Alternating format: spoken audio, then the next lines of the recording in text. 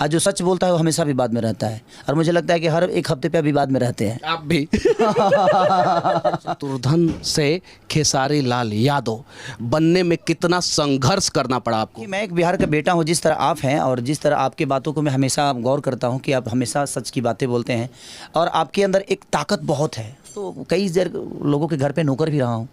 हमारे गुड्डू रंगीला का आप नाम सुने ही होंगे, उनके घर पे मैं 3-4 महीना तो खाना भी बनाया हूँ, झाड़ू पोछा भी लगाया। शर्म किसी बात की नहीं आती है। मैं दूध बेचा हूँ, पानी भी मिलाया हूँ, वो भी मुझे पता है। मैं लिट्टी बेचता, पानी भी मिलाए हूँ। हाँ। कितना पानी मिलाए थे?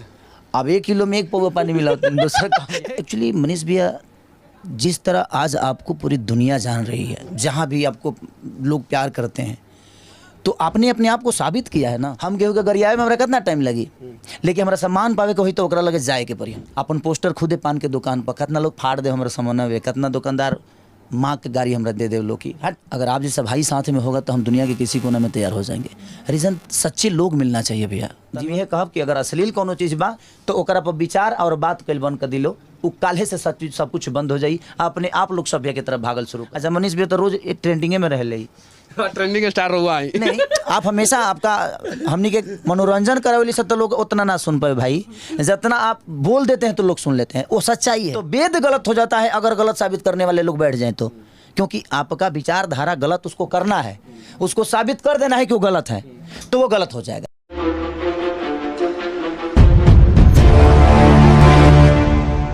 मेरे साथ जो व्यक्ति बैठे हैं वो पूरी दुनिया में किसी परिचय के मोहताज नहीं है, क्योंकि YouTube पे सिर्फ और सिर्फ इनका नाम ही काफ़ी है।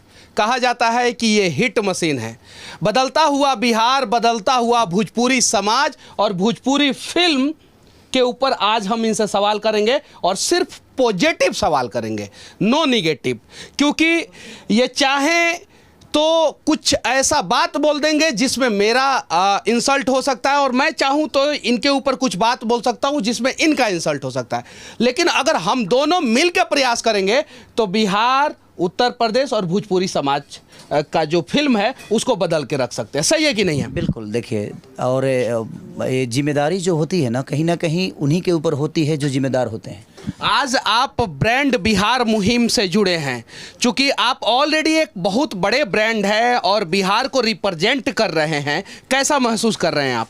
देखिए, मैं एक बिहार का बेटा हूँ, जिस तरह आप हैं और जिस तरह आपके बातों को मैं हमेशा गौर करता हूँ कि आप हमेशा सच की बातें बोलते हैं, और आपके अंदर एक ताकत बहुत है सच बोलने की, और ये बहुत लोगों के अंदर कम होती है। आज जो सच बोलता है वो हमेशा विवाद में रहता है, और मुझे लगता है कि हर एक हफ्ते पे विवाद में रहते हैं। आप भी तो धरती पे जो भी सच बोलेगा वो विवाद होगा, क्योंकि देखिए सच बोलने वाला आदमी ईमानदार होता है, वो गलत चीज़ों को बर्दाश्त नहीं कर सकता और वो ईमानदारी से अपनी ज़िंदगी को चलाना चाहता है। एक और छोटा सा सवाल मैं आपसे पूछना चाहता हूँ, शत्रुघ्न से खेसारी लाल यादव बनने में कितना संघर्ष करना पड़ा आपको? देखिए, शत्रुघ्न से खेसारी बनने में मुझे संघर्ष, उसको मैं संघर्ष नहीं करता, वो मुझे लगता है कि मेरा रास्ता था और मैं करते गया और मैं दौड़ते गया और मेरी मंजिल करीब आते गई। तो मेरा एक फाइल था जिस फाइल को हर टेबल पे पहुंचाना था मुझे, और एक न एक दिन वो फाइल। बिना गॉडफादर, कोई गॉडफादर नहीं था भोजपुरी इंडस्ट्री में। संघर्ष किया आपने, आपके बारे में बहुत सारी नकारात्मक खबरें भी चलती है, सकारात्मक खबरें भी चलती है, और यूट्यूब पर रिकॉर्ड बना दिया। उस रिकॉर्ड बनाने के दौरान किन किन कठिनाइयों का सामना करना पड़ा? मनीष भाई, देखिए, कोई भी अगर चीज़ें कठिनाई आती है ना तो मुझे लगता है कि वो हमारे लिए कहीं ना कहीं एक संदेश दे के जाती है और हमें संभलने का मौका देती है वो। तो मैं कठिनाइयों को कभी कठिनाई इसलिए नहीं समझा, इसीलिए मैं आज तक कमज़ोर आप ही की तरह ताकतवर हूँ खुद से, और मेरे अंदर ताकत एक जनता की है, जिस तरह आप भी जनता के आज एक ऐसे इंसान हैं कि जनता की ही बातें करते हैं। हमारा अस्तित्व आज है तो हमारी जनता है, उसके अलावा हमारे पास कुछ नहीं है। और कठिनाइयाँ जो भी हुई, मैं तो कई लोगों के घर पे नौकर भी रहा हूँ। हमारे गुड्डू रंगीला का आप नाम सुने ही होंगे, उनके घर पे मैं 3-4 महीना तो खाना भी बनाया हूँ, झाड़ू पोछा भी लगाया हूँ। लाज नहीं लागत ये बात कहे में? शर्म मैंने ये तो मैं किया हूँ मैं। और ये होता है महानता एक्चुअल में। सही बात है, हमने जो किया है उसे हमें एक्सेप्ट करने में क्या दिक्कत है? और ज़रा सोचिए, जो व्यक्ति गुड्डू रंगीला के घर पे 3 महीना काम किए हैं और उसके बाद आज भोजपुरी इंडस्ट्री के मतलब कि सुपरस्टार बन गए, इस बात पे भी कुछ लोग विवाद कर सकते हैं, इसके लिए तैयार है क्या आप? सुपरस्टार खेसारी लाल यादव, मनीष भैया मेहनत किया हो ना, मैं अब इतना रिस्पेक्ट कैसे देते हैं लोगों को? मनीष भैया, छोटा हूँ मैं आपसे, नहीं, फिर भी आप छोटे तो नहीं है, देखिए छोटे नहीं है, आप बड़े हैं।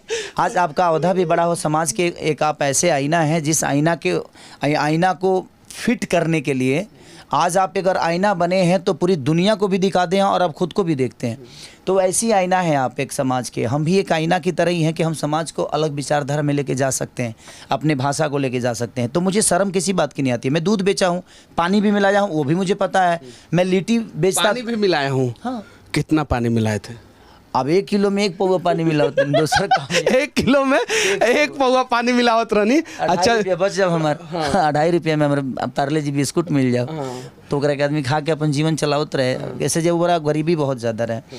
और हम लिट्टी चोखा भी बेचे हैं, तो जो पलदार हमनी के यहाँ ओखला में एगो संजय कॉलोनी बा, तो जी पलदार लो रहा है जौन जे बुरा ढोवे वाला लोग, तो वो लोग खाओ तो प्लेट में खाओ तो प्लेटो धो के हम लोग को खियोले बने। ऐसा नहीं कि जे हमारा शर्म बा कोनो बात के, लेकिन आज हम कुछ भी बानी तो कहीं ना कहीं लोगन के प्यार बा, ना तो मेहनत करे खातिर तो मुझे हमारा अच्छा, लगा। इतना गाना रहुआ 1 महीना में काहे रिलीज कर देवे नहीं, और सारा गाना आपका लगभग हिट होता है, इसका राज क्या है? कुछ बताइए ताकि दूसरे कलाकार भी इसके बारे में जाने। नहीं, राज ये है भैया कि छोट कंपनी के हम बहुत लेके चली ले।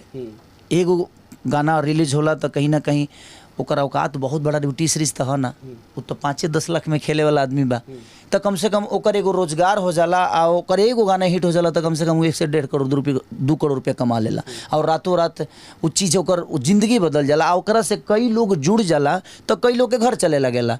और जितना गाना रिलीज करे के कारण हम छोट कंपनी बा कि छोट कंपनी के हम हमेशा गाना देहल चाहिए। ऐसे जो छोट कंपनी जब आगे आई तो हर आदमी के पास रोजगार रही। अगर हम 1 महीना में 20 गो गाना रिलीज करी ले तो हम 20 गो कंपनी के दिले, तब 20 आदमी के हम रोजगार दे देहनी, तो कम से कम वो 20 आदमी के तो रोजगार दिए दी। कंप्यूटर लगाई, स्टूडियो में जाई, तो कोशिश रहेला कि ज़्यादा से ज़्यादा आदमी काम करी तो ज़्यादा से ज़्यादा लोग उससे जुड़ी और ज़्यादा से ज़्यादा लोग को रोजगार प्राप्त हुई। कहल जाता कि भोजपुरी में बहुत सारा लोग खेसारी बने के प्रयास करेला और खेसारी ना बन पावेला, एक एमे कितना सच्चाई बा? एक्चुअली मनीष भैया, जिस तरह आज आपको पूरी दुनिया जान रही है, जहाँ भी आपको लोग प्यार करते हैं, तो आपने अपने आप को साबित किया है ना। अब मुँह से देखिए, केहू के मुँह से बोल दे होला काम के लिए बहुत फ़र्क होला। हम केहू के गरियावे में हमरा कितना टाइम लगी, लेकिन हमरा सम्मान पावे के होई तो ओकरा लगे जाए के पड़ी हमके। तो सम्मान और सम्मान में दोनों में बहुत अंतर होला। तो पैसा से सम्मान खरीदा सकला, सम्मान तो ना खरीदाई, सम्मान तो कमाई के पड़ेला। और हम जीवन में सम्मान यही से करी ले कि शायद हम जब स्ट्रगल पीरियड में रहनी तो हमारे केहू सम्मान ना कल। हम जौना कैसेट विक्रेता के लगे जाई अपन कैसेट लेके, पैदल ओबरा पैसों ना रहे तो 4 किलोमीटर 7-7 किलोमीटर हम 50-50 किलोमीटर साइकिल चला के गई बनी। अपन पोस्टर खुदे पान के दुकान पर कितना लोग फाड़ दे हमारे सामान वे, कितना दुकानदार माँ के गाड़ी हमरा दे दे लोग की हट गावे। और सच में हमारा गावे लूर ना आवता है, अभियो ना आवेला, अभियो तो सीखते बा आदमी। हम दूसरा विधा के गा के रहे, रामायण महाभारत के गावे वाला आदमी, और अचानक से लोग गीत गावे लगनी गाते गाते। लेकिन हाँ, हौसला हमारा लग रहा है, हमारी इरादा बहुत मजबूत रहे, हमारा बस बने के रहे, कुछ कोशिश रहे जना कम से कम हमारो प्रोग्राम होके, हमारे कैसेट होके, इहे गो सरदार है। हीरो बने के हम ना सोचले रहनी कि हमको वो हीरो बन जाए, लेकिन अब लोगन के प्यार मिलल तो आदमी आइल, तो वो विधा के हम देखले बनी। मोतिहारी ऐसा जगह पर हम पान के खोखा पर रात भर ठंडा में सुतल बनी, खाली पोस्टर चिपकावे खातिर। हम कितना लोग के गोड़ दबले बनी, कितना लोग के मने कैसेट दुकान पर जाके भैया बैठ जोते है जी, हम आओ तनी तो 2 घंटा बाद ते जाई है, तो हम कैसेट बेचले बनी, काउंटर संभालले बनी, चिपकौले बनी, पान के दुकान, ठेला, स्टेशन, बस अड्डा, टेम्पू, नाच में जा के हम गाना गौले बनी, खाली अपन कैसेट बजवावे खातिर। अच्छा, यहाँ एगो फिल्म के शूटिंग राउट चल रहा बाटे, संघर्ष 2 शायद से फिल्म के नाम है। वो फिल्म के का पूरा बिहार के लोग अपना परिवार के साथ, यूपी के लोग परिवार के साथ बैठ के देख सकता? बिल्कुल। ऐसे जो हमार बेटी खुदे में काम के लिए भी है, हमार खुद के बेटी जौन कृति भी है, दूसरा सिनेमा हो ओकर, वो क्लाइमेक्स में हम बतौले बने कि दुनिया खातिर हर बाप हीरो होला, लेकिन जे देश खातिर हीरो होला वो हर आदमी के बाप हो जाला। और वह कोशिश कैले बा आदमी एगो देश के बचावे के, एगो समाज के बचावे के, अगर एगो बेटा भी सिनेमा देखी तो शायद वो अपना पिता के कबो भूल ना पाई, एगो पिता भी देखी तो ओकर बेटा कहियो बिगड़ ना पाई। तो हमने के आज अपना बच्चन के बिगाड़े के भी कहीं ना कहीं उद्देश्य हमने के खुदे बवे। इतना ज़्यादा मोबाइल से करीब ओकनी के कदल में जो अब गूगल में ओकरा कुछ चाहिए तो जरूर 1 मिनट के अंदर मिलता ना, गूगल है हमरा चाहिए तो 1 मिनट में दे देता।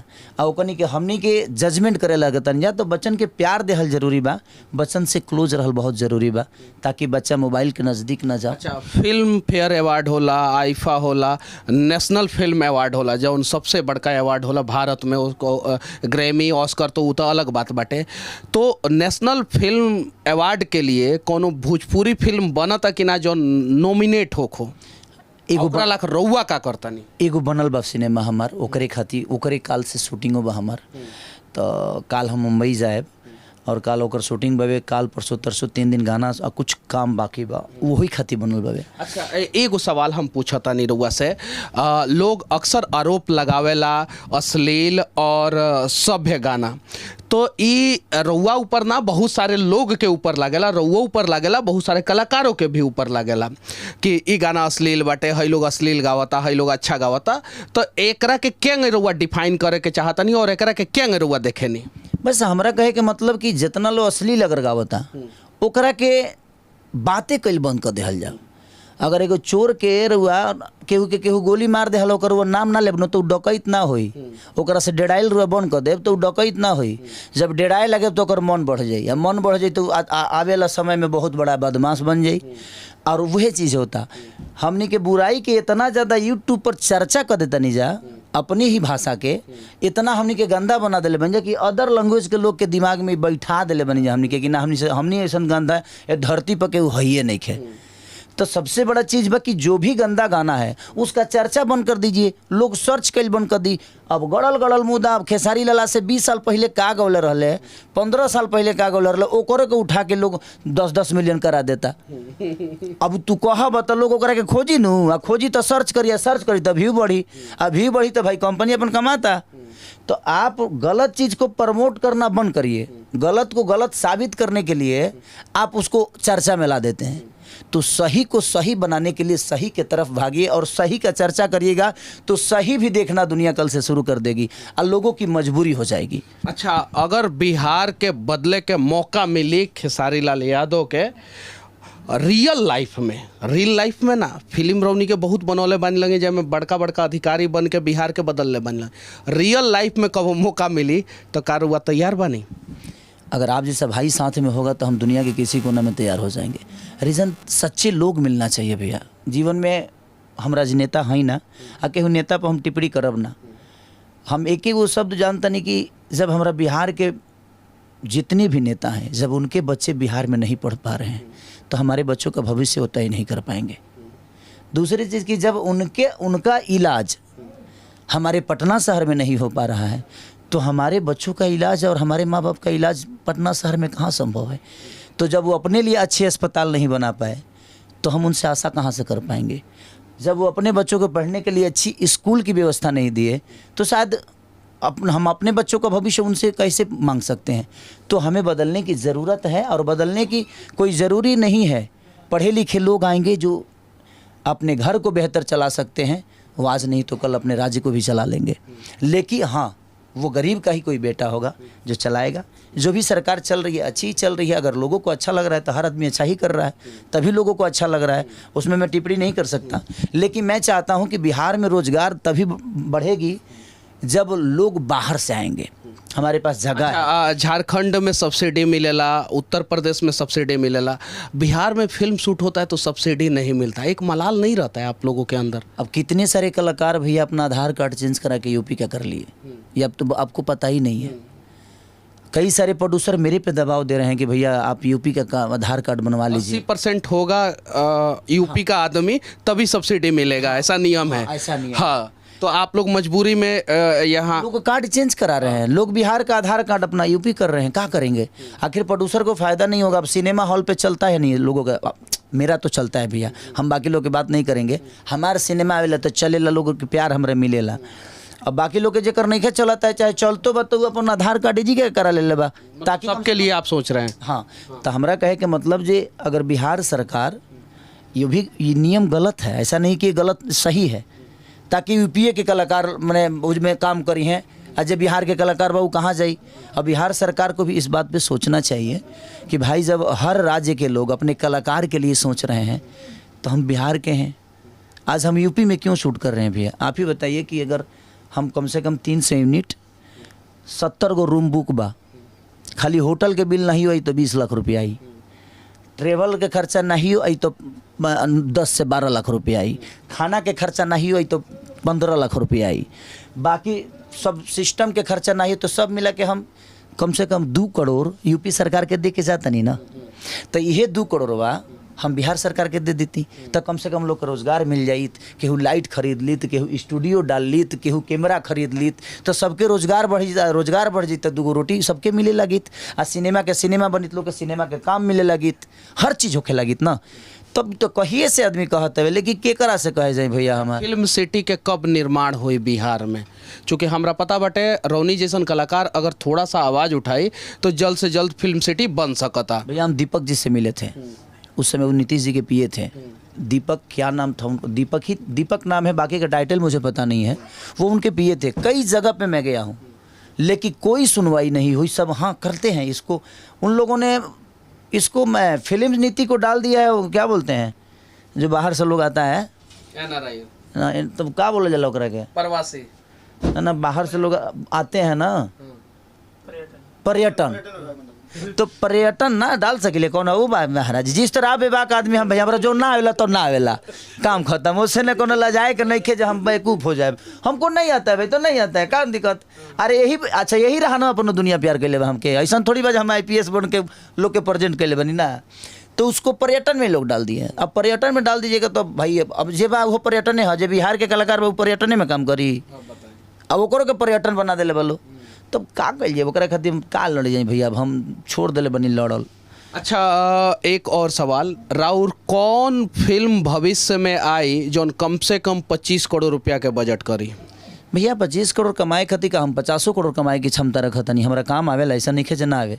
हमारा नाचे आवेला, हमारा गावे आवेला, हमारा कूदे आवेला, हमारा फाइट आवेला, भगवान के कृपा से निमन बॉडियो बना ले बनी, हर चीज़ तो कहिए ले ले आदमी। अब हमने के एगो अच्छा प्लेटफॉर्म के ज़रूरत बवे कि जब हमने के बिहार सरकार भी यूपी सरकार भी अगर हेल्प करी, हॉल से लेके सब्सिडी से लेके हर चीज़, तो हमनियों के जब पैसा मिले लगी तो फिल्मिया में पैसे न लगाई आदमी। तो कॉन्सेप्ट आज तो हम आधा से ज़्यादा कॉन्सेप्ट हम खुद ही लिखी ले, आधा से ज़्यादा तो हम गानों लिखी ले। तो आदमी जब संतुष्ट हो जाई तो काम छोड़ दी। हम संतुष्ट नहीं की भइल अभी, हमरा भूख बहुत बा, बसरते हमके प्लेटफॉर्म की ज़रूरत बा, लेकिन प्लेटफॉर्म मिलिए नहीं के पाओ तो हम का करी, केकरा से लड़े जाएं। एक प्लेटफॉर्म की ज़रूरत है और ये बात कोई और नहीं, भोजपुरी इंडस्ट्री के सबसे बड़े सुपरस्टार खेसारी लाल यादव कह रहे हैं। और एक प्रयास किया जाए भोजपुरी इंडस्ट्री को बदलने का, और उस प्रयास में आपको भी शामिल होना होगा, हमें भी शामिल होना होगा, और खेसारी लाल यादव जैसे जितने भी सुपरस्टार हैं उन सबको शामिल होना होगा, तब जाके हमारा भोजपुरी इंडस्ट्री बदलेगा। आखिरी में दर्शकों को क्या संदेश देना चाहते हैं? बस मैं आप सबसे यही कहना चाहता हूँ कि आज मनीष भैया आए हैं और इनसे मिलकर मुझे खुशी होती है इसी बात से कि एक सच्चे इंसान से मिलकर एक ऊर्जा मिलता है। अपने जीवन को सच्चे तरीके से, मनीष कश्यप एक गरीब घर के परिवार के लड़के हैं, मैं भी एक गरीब परिवार का ही लड़का हूँ, और हम लोगों ने आप सबके बीच में अपने आप को प्रेजेंट किया और आपने बेहद प्यार किया। तो सच्चाई, अपने माँ बाप से प्यार करिए, अपने लोगों से प्यार करिए। अगर भाषा की बातें हैं तो अपना भाषा जब आए ना तो प्लीज़ आप अपने भाषा को प्लेटफॉर्म पे, किसी भी मीडिया प्लेटफॉर्म पे या यूट्यूब पे या फेसबुक पे आप उसको गंदे तरीके से प्रेजेंट आप खुद मत करिए। दुनिया करती है तो हम लड़ जाएंगे, लेकिन जब हम खुद ही करेंगे तो फिर हम दुनिया को कैसे समझा पाएंगे कि हम कहाँ से आए हैं। तो इसलिए मैं चाहता हूँ कि अपनी भाषा की बात हो, चाहे वो कोई भी कलाकार हो, उसको सम्मान दीजिए। उस सम्मान से नहीं सुधर, मारला से केहू ना सुधरिए, क्योंकि गरिया देव तो रहुआ में ओकरा में कोनो अंतर बाना। इससे हम कहब कि केहू के पाँक से पाँक ना धोवाला, पाँक नीमन पानी से धोवाला। तो ओकरा के पानी से धोए के जरूरत बा, पाँक से धोला के जरूरत नहीं के। तो हम यह कहब कि अगर अश्लील कोनो चीज़ बा तो ओकरा पर विचार और बात कल बन कर दिलो, उ काल्हे से सब कुछ बंद हो जाई। अपने आप लोग सभ्य के तरफ भागल शुरू कर दी। अब बोलाला से कुछ बंद ना होला, ओकरा पर अमन करे के पड़ेला। तो रउओ सब अमन करी कि गंदा गाना के प्रमोट ना करी, गंदा गाना बजावल बंद करी, ताकि अपने आप लोग अमन करे लगी। जब बजावे वाला अमन करे लगी, जब खाए वाला ना खाई तो बेचे वाला घर ही न बैठ जाई। तो जब दुनिया खाई तो दी तो कोशिश ये बा कि रउओ सब भेजे खाई, जब रउआ नॉन वेज खाए तो दुनिया तो केहू के काट के बेच दी। तो कोशिश ये बा कि रउओ कोशिश करी, हमनियों के कोशिश करता नहीं जा, यही अपना भाषा खातिर लड़ल जाओ, एक दूसरे से मत लड़े के, बस। अब ये भाषा के लिए लड़ा जाए, बिहार के लिए लड़ा जाए, एक दूसरे से नहीं लड़ा जाए। बाकी खेसारी लाल यादव जो सुपरस्टार हैं, इनकी बातें, हमारा ये प्रयास आप लोगों को कैसा लगा कमेंट करके जरूर बताना। और भोजपुरी इंडस्ट्री किस प्रकार से बदला जाए, इसके बारे में भी आप लोग अपना राय जरूर रखना। आप हॉल तक जाइएगा, जब भोजपुरी सिनेमा लगती है तो हॉल तक, जिस तरह साउथ के लोग हॉल में जाकर सिनेमा को देखना चाहते हैं, यूट्यूब पे नहीं देखते हैं, वो हॉल में जाकर देखते हैं। तो जैसे आप भी हॉल में जाइएगा तो शायद वो चीज़ें बदलती नज़र आएगी। और हम भी कल 50 करोड़ नहीं 500 करोड़ कमाने की क्षमता रखते हैं। हम 35 करोड़ में खेलते हैं, तो कहीं ना कहीं हम 500 करोड़ भी कमा सकते हैं। और उसी से आज पूरी दुनिया को साउथ इंडस्ट्री ने बता दिया, 8 करोड़ की आबादी और पूरी इंडस्ट्री पे राज करने लगी। तो कहीं ना कहीं उन लोगों की ईमानदारी है अपने भाषा के लिए। तो सब लोग मिले तब जाके ये चीज़ें हुई। तो हम सबको प्रयास करना चाहिए अपने भाषा के लिए। ये नहीं कि अगर कोई आदमी एक गलत कर दिया तो पूरी दुनिया उसको दबाने लगे, नहीं, उसको बोलिएगा तो वो दबेगा नहीं और उठ जाएगा। तो विवाद जब कोनो चीज़ में होला तो गलत चीज़ के बढ़ावा ना देहल जाला, ओकरा पर बात कल बंद कर दी। अच्छा, मनीष भी तो रोज ट्रेंडिंगे में रहे ले, ट्रेंडिंग स्टार हुआ है। नहीं, आप हमेशा आपका हमनी के मनोरंजन करावेली से तो लोग उतना ना सुन पाए भाई, जितना आप बोल देते हैं तो लोग सुन लेते हैं, वो सच्चाई है। तो आप बात लोगों के लायक करते हैं, जब लोग के लायक रो बात करब ना तो दुनिया में रोके केहू पीछे ना करी। हम हूँ वही विचारधारा में रही ले, जे लोग के लायक बात करी ले, लोग के लायक गाई ले।